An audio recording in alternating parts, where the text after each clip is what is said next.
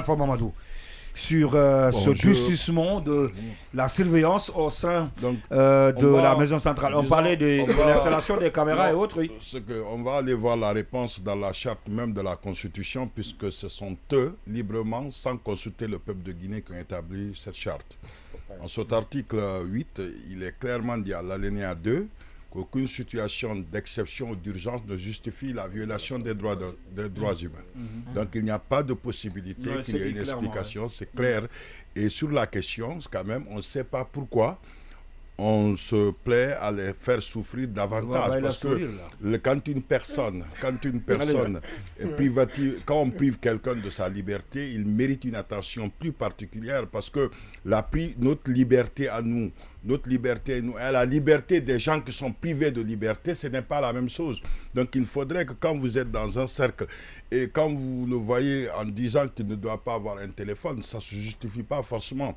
C'est vrai qu'on peut avoir dans les codes, mais normalement la prison doit avoir un téléphone avec des heures, donc avec des précisions. Et ça, aujourd'hui, oui, non, pas de problème, mais il n'y a pas de fixe en Guinée. Si vous en avez, vous pouvez, mais il n'y a pas de cellules. On peut, vous avez raison, on doit mettre ils doivent avoir des espaces de visite avec des appels, avec des heures précises d'appel. Mais si aujourd'hui, leur famille, personne ne peut les voir, et aujourd'hui, seul Dieu sait que de ne pas vous mettre à l'épreuve de manger que le riz de la maison centrale, vous n'allez pas vivre, vous allez mourir.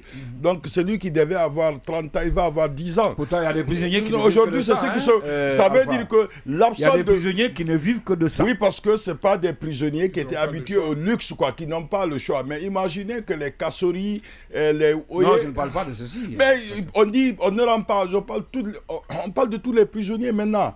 Ça veut dire qu'il n'y a plus de visite. S'il n'y a plus de visite, ça veut dire qu'ils doivent manger ce qui est préparé à la maison centrale. C'est ça un peu l'explication, leur souffrance. Ils ne doivent pas recevoir forcément un médecin. Du moins, le médecin qui doit recevoir, c'est le médecin de la maison centrale qui n'est pas forcément un grand docteur. Peut-être c'est un infirmier. Donc on comprend qu'il ne sert à rien. Oui, allez-y. Excusez-moi. Il ne sert à rien d'aggraver des situations. C'est l'effet de quelque chose. Oui, c'est l'effet de quelque chose et ça va tous revenir. On va mourir avec. Donc moi, je suis un peu sidéré du fait qu'on n'arrive pas à mettre la situation à... On doit, très logiquement, oui, remettre la liberté des gens qui sont à la maison centrale et faire les enquêtes avec lucidité. Imaginez pas de panique. Pas de panique. Il doit avoir de la lucidité. C'est comme s'ils ont quelque chose à cacher. Sinon, c'est très simple. Les enquêtes continuent. Ils ont dit que les gens là se sont évadés. Ben, on ne sait pas où est la vérité, puisque Yassir l'a clairement dit, c'est un juge qui doit déterminer s'ils se sont évadés. Mais entre-temps, le gouvernement n'a pas démenti que c'est eux qui ont appelé pour être repris. La seule personne qui n'a pas appelé n'a pas été reprise. Donc à partir de là, quand même, on sait de façon pertinente, et lui, il est déjà un évadé, il a tenté l'évasion, puisque d'ailleurs, il faut rappeler, en matière d'évasion, il n'y a pas de tentative. Vous tentez, vous vous évadez, c'est la même chose. Et aujourd'hui, les gens, d'après le procès... Donc le mot tentative d'évasion n'a pas sa place là-bas. Non, c'est la loi qui le dit. On dit la tentative de... Après, ce qu'on appelle les infractions formelles.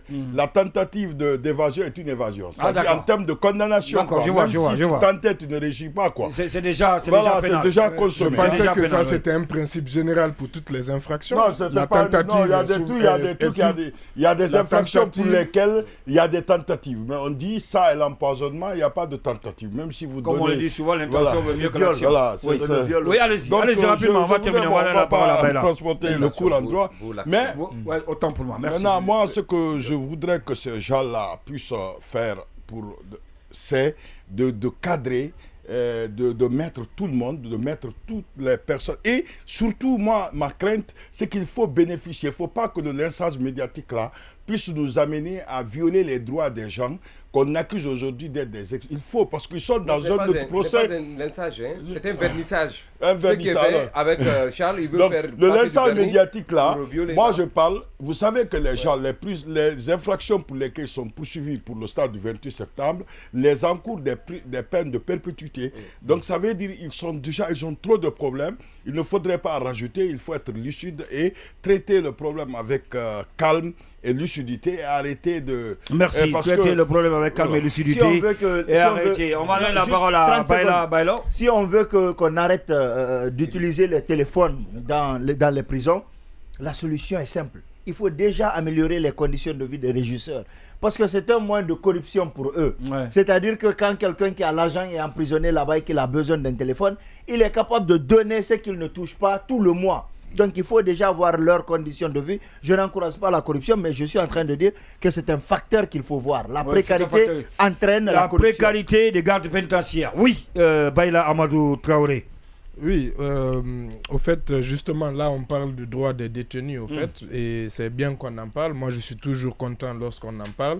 Et d'ailleurs, j'ai toujours coutume de dire que, justement, cette transition est tellement l'occasion qu'on en parle, parce qu'on n'a jamais autant parlé de détenus que dans cette transition. J'ai toujours eu le sentiment, avant cette transition, que les prisonniers étaient quand même les oubliés de la société en général, parce que personne ne s'imagine au fait en général être là-bas, et le plus souvent on ne se soucie pas de leurs conditions justement de vie, de leurs conditions comme je disais tout à l'heure de nourriture, de leurs conditions de leur santé, etc. Et même la maison centrale en soi, son existence aujourd'hui en soi est une anomalie. Une prison de 300 pour construire à la base pour accueillir 300 prisonniers qui se retrouvent avec des milliers, donc 2000, on parle de 2500. Voilà, on parle de 2000. Donc, 1300. Donc en soi, ça c'est une violation aussi permanente quelque part des droits des détenus. Et en règle générale, justement sur l'alimentation, sur la santé, tout ça, et même quand on parle l'hygiène, exactement l'hygiène avec les punaises, les cafards et autres. C'est vraiment quand on vous raconte quand même les conditions de détention là-bas. L'odeur et tout voilà, c'est quand même terrible. C'est pourquoi en général on n'en sort jamais. C'est pourquoi on n'en sort jamais indemne.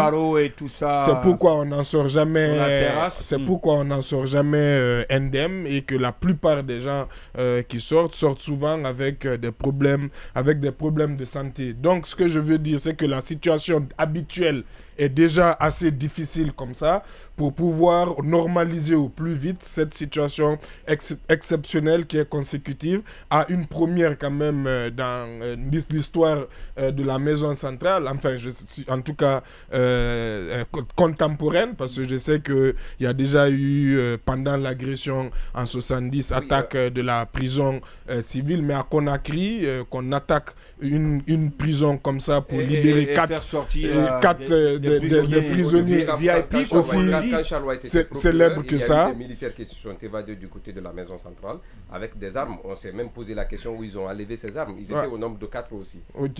Ok, à part Koya aussi. On parlait aussi du cas de Junior à un moment donné. Non, mais ça c'est récent. L'avant-dernière attaque, c'est quand Charles White était procureur. D'accord. Ok, ça je n'avais pas l'information certainement là-dessus. Sur l'évasion à la maison centrale de militaires.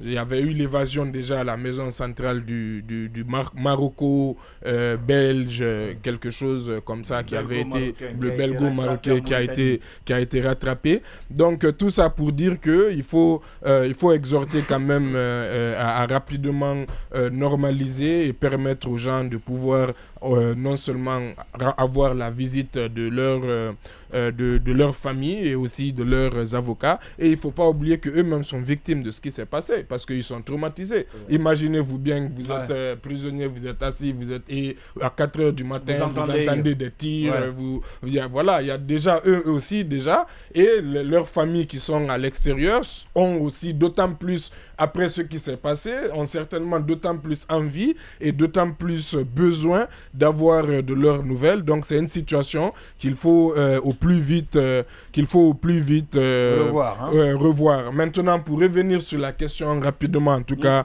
de la tentative, effectivement, il y a l'article 18 du code pénal qui déjà définit la tentative d'une infraction. C'est parce que c'est dans le chapitre des dispositions générales relatif à la responsabilité pénale, et effectivement, il est précisé la tentative est toujours punissable en matière criminelle, à l'alinéa 2. En matière correctionnelle, la tentative est punissable lorsque le texte d'incrimination le prévoit expressément. Donc, autrement dit, si vous tentez de faire un crime, tout de suite que vous réussissez ou pas, vous avez commis ce crime. Maintenant, pour les délits, et c'est là où effectivement ce dont Diallo parlait, l'intention vaut l'action. Exactement, pour les délits, maintenant il faut que ça soit expressément prévu pour que la tentative soit considérée comme un délit. Pour les crimes, c'est automatique.